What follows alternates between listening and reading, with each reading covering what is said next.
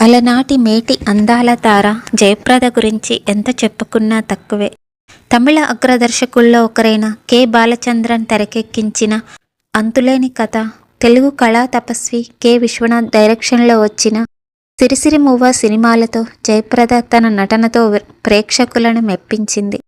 అయితే ఆమెను స్టార్ హీరోయిన్గా చేసింది మాత్రం కె. రాఘవేంద్రరావు దర్శకత్వంలో వచ్చిన 'అడవిరాముడు' సినిమా అనే చెప్పాలి.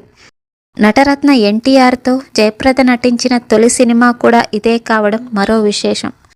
1977లో వచ్చిన ఈ సినిమా బ్లాక్ బస్టర్ హిట్గా నిలిచింది. ఆ తర్వాత మళ్ళీ అదే సంవత్సరం ఎన్టీఆర్ దర్శకత్వంలో వచ్చిన 'చాణక్య చంద్రగుప్త', అంతేకాకుండా 'మా ఇద్దరి కథ', 'యమగోళ' వంటి పలు సినిమాల్లో ఎన్టీఆర్కి జంటగా జయప్రద నటించి అలరించారు. దాంతో ఎన్టీఆర్, జయప్రద హిట్ పెయిర్గా పేరు తెచ్చుకున్నారు.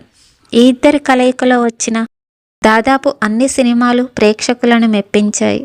వీరిద్దరి కలయికలో వచ్చిన చివరి సినిమా 'సూపర్ మ్యాన్'. ఈ సినిమా తర్వాత జయప్రద మళ్ళీ ఎన్టీఆర్తో నటించకపోవడానికి కారణం ఏంటో చూద్దాం. ఆ టైంలో ఎన్టీఆర్తో సమానంగా మాస్ హీరోగా పేరు తెచ్చుకున్న సూపర్ స్టార్ కృష్ణతో జయప్రద పలు సినిమాల్లో నటించారు. కృష్ణతో కలిసి విజయ నిర్మల తర్వాత ఎక్కువ సినిమాల్లో నటించిన హీరోయిన్ కూడా జయప్రదనే. అలా కృష్ణతో వరుస సినిమాలుగా నటిస్తున్న సమయంలోనే జయప్రద ఎక్కడో పెద్దాయన్ను ఏదో అన్నదని టాక్ వినిపించింది.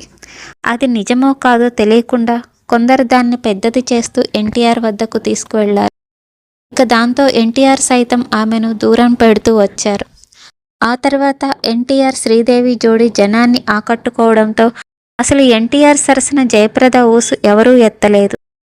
తర్వాత విషయం తెలుసుకునే లోపు ఆయన రాజకీయ ప్రవేశం చేయడం, జయప్రద సైతం హిందీ చిత్రాలతో బిజీ కావడం జరిగాయి. ఏది ఏమైనా ఎన్టీఆర్ని పెద్దయినా అంటూ ఆమె ఎప్పుడూ గౌరవించేవారు. జయప్రద సినిమాల్లోనే కాకుండా రాజకీయాల్లో కూడా రాణించారు. దానికి కూడా ఎన్టీఆర్ కారణమని ఆమె ఎన్నో సందర్భాల్లో చెప్పుకొచ్చారు. 1994లో ఎన్టీఆర్ స్థాపించిన తెలుగుదేశం పార్టీలో జయప్రద చేరారు. ఆ తర్వాత ఆ పార్టీ తరపున రాజ్యసభకు ఎన్నికయ్యారు. ఆపై ఉత్తరాదిన సైతం ఎంపీగా ఎన్నికయ్యారు.